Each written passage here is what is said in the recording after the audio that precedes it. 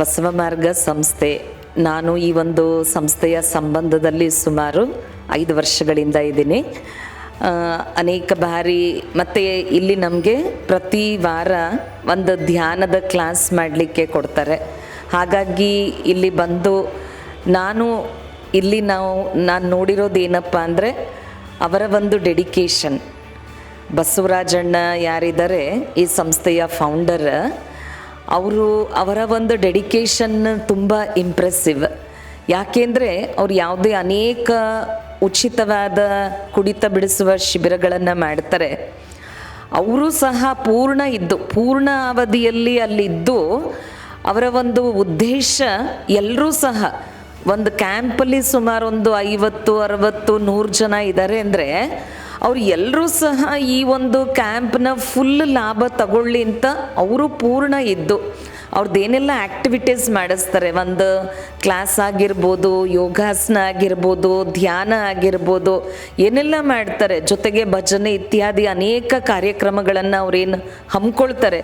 ಅದರಲ್ಲಿ ಪೂರ್ಣ ಇದ್ದು ಮತ್ತು ಲಾಸ್ಟ್ ಡೇ ಅವರು ಯಜ್ಞ ರಚಿಸಿ ಎಲ್ಲರಿಗೂ ಸಹ ಪಣ ತೊಟ್ಟಿ ದಾರ ಕಟ್ಟಿ ಅವ್ರನ್ನ ಕಳಿಸ್ತಾರೆ. ಸೊ ಈ ಎಲ್ಲದರಲ್ಲೂ ಸಹ ಅವ್ರು ಸ್ವಯಂ ಪಾಲ್ಗೊಂಡು ಎಲ್ಲರಿಗೂ ಆ ಮೋಟಿವೇಶನ್ ಕೊಡ್ತಾರಲ್ವ, ಅದು ಬಹಳ ಪ್ರಶಂಸನೀಯ. ಯಾಕೆಂದರೆ ಅವರು ಸಹ ಅಂದರೆ ಅವರ ಒಂದು ಹಿಸ್ಟ್ರಿ ಅಥವಾ ಅವರ ಒಂದು ಬ್ಯಾಕ್ಗ್ರೌಂಡ್ ಕೇಳಿದಾಗ ಅವರು ಈ ರೀತಿ ಇದ್ದರು, ಆದರೆ ಅದರಿಂದ ಹೊರಬಂದು ಅವ್ರ ಜೀವನವನ್ನು ಎಷ್ಟೊಂದು ಚೆನ್ನಾಗಿ ಮಾಡಿಕೊಂಡು ಸಮಾಜ ಸೇವೆಯಲ್ಲಿ ತಮ್ಮನ್ನು ತಾವು ತೊಡಗಿಸ್ಕೊಂಡಿದ್ದಾರೆ. ಹಾಗಾಗಿ ಅವ್ರಿಗೇನಪ್ಪ ಅಂದರೆ ಎಲ್ಲರೂ ಇದೇ ಥರ ಆಗಲಿ ಅಂತ, ಎಲ್ಲರೂ ಅವ್ರ ಜೀವನವನ್ನು ಉತ್ತಮ ಮಾಡಿಕೊಳ್ಳಿ, ಶ್ರೇಷ್ಠ ಮಾಡಿಕೊಳ್ಳಿ, ಅವರ ಕುಟುಂಬದಲ್ಲಿ ಎಲ್ಲರೂ ಸಹ ಇವ್ರಿಗೆ ರೆಸ್ಪೆಕ್ಟ್ ಕೊಡಲಿ, ಆ ಒಂದು ಉದ್ದೇಶ ಇಟ್ಕೊಂಡು ಅವರು ಈ ಒಂದು ಅನೇಕ ಶಿಬಿರಗಳನ್ನು ಮಾಡ್ತಾರೆ. ಸುಮಾರು ನನಗೆ ಗೊತ್ತಿರೋಂಗೆ ಒಂದು 4 ಬ್ರ್ಯಾಂಚಸ್ ಇದೆ. ಹೊಸದಾಗಿ ಒಂದು ಹೆಣ್ಣು ಮಕ್ಕಳು ಸಹ ವರ್ತಮಾನ ಸಮಯದಲ್ಲಿ ಹೆಣ್ಣು ಮಕ್ಕಳು ಸಹ ಅನೇಕರು ವ್ಯಸನಕ್ಕೆ ಗುರಿಯಾಗಿ ತಮ್ಮ ಜೀವನವನ್ನು ಹಾಳು ಮಾಡ್ಕೊಂಡ್ಬಿಟ್ಟಿರ್ತಾರೆ. ಸೊ ಅಂಥವ್ರನ್ನೂ ಸಹ ಗುರುತಿಸಿ ಅವ್ರಿಗೂ ಸಹ ಉಚಿತವಾದ ಶಿಬಿರ ಮಾಡಿ ಮತ್ತು ಅವ್ರಿಗೂ ಸಹ ಒಂದು ಹೊಸದಾಗಿ ಸರಸ್ವತಿಪುರಂ ಶಾಖೆಯನ್ನು ಓಪನ್ ಮಾಡಿ ಎಲ್ಲರೂ ಅಲ್ಲಿ ಲಾಭ ತಗೊಳ್ಬೋದು ಅಂತ ಮಾಡಿದ್ದಾರೆ. ಇದು ಬಹಳ ಪ್ರಶಂಸನೀಯ. ಅವರ ಒಂದು ಸಮಾಜ ಸೇವೆ ತುಂಬ ಅದ್ಭುತವಾಗಿರುವಂಥದ್ದು. ಸೊ ಅಂದರೆ ಈ ಒಂದು ಇದನ್ನು ಎಲ್ಲರೂ ಸಹ ಸಾರ್ವಜನಿಕರು ಉಪಯೋಗಿಸ್ಕೊಂಡು ಅವ್ರ ಜೀವನ ಉತ್ತಮ ಮಾಡಿಕೊಳ್ಳಿ ಅನ್ನೋ ಒಂದು ಉದ್ದೇಶದಿಂದ ಅವರು ಬಹಳ ಡೆಡಿಕೇಟ್ ಆಗಿ ಮಾಡ್ತಾರೆ. ಇದು ನನಗೆ ತುಂಬ ಖುಷಿ ಕೊಡುತ್ತೆ. ಯಾಕೆಂದರೆ ನಾನು ಯಾವಾಗಲೂ ಸಹ ಅವ್ರನ್ನ ಮೀಟ್ ಮಾಡಿದಾಗ ಅನೇಕ ಬಾರಿ ಅವ್ರನ್ನ ಮೀಟ್ ಮಾಡ್ತೀವಿ. ಅವರ ಒಂದು ಹರ್ಷಿತ ಮುಖ, ಅವರ ಒಂದು ಎಲ್ರಿಗೂ ಒಳ್ಳೆಯದಾಗಲಿ ಅನ್ನೋ ಒಂದು ಅಂತರಾಳದ ಭಾವನೆ ಅದು ಬಹಳ ಅದ್ವಿತೀಯವಾಗಿದೆ.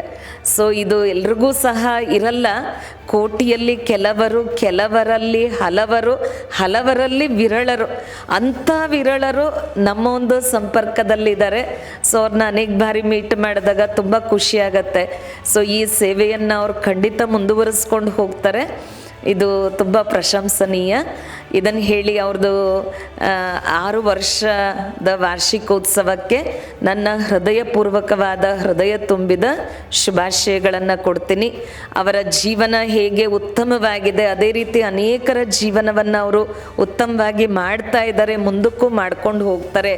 ಅದಕ್ಕಾಗಿ ಭಗವಂತ ಅವ್ರಿಗೆ ಆ ಒಂದು ದಿವ್ಯ ಶಕ್ತಿಯನ್ನು ಕರುಣಿಸಲಿ ಅಂತ ನಾನು ಪರಮಾತ್ಮನನ್ನು ನೆನಪು ಮಾಡ್ತಾ, ಪರಮಾತ್ಮನ ವರದಾನದ ಒಂದು ಆಶೀರ್ವಾದ ಅವ್ರಿಗೆ ಸದಾಕಾಲ ಇರಲಿ ಅಂತ ಆ ಶುಭ ಭಾವನೆಯನ್ನು ಇಟ್ಕೊಂಡು ಈ ಒಂದು ಸಕ್ಸಸ್ಫುಲ್ ಲೈಫ್ ಅನೇಕರಿಗೆ ಬರೀ ಅವ್ರ ಜೀವನ ಅಷ್ಟೇ ಸಕ್ಸಸ್ಫುಲ್ ಆಗಿಲ್ಲ, ಅನೇಕರ ಜೀವನವನ್ನು ಉದ್ಧಾರ ಮಾಡ್ತಾ ಇದ್ದಾರೆ.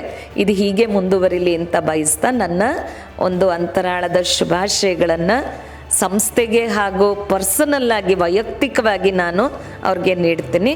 ಧನ್ಯವಾದಗಳು. ನಮಸ್ಕಾರ.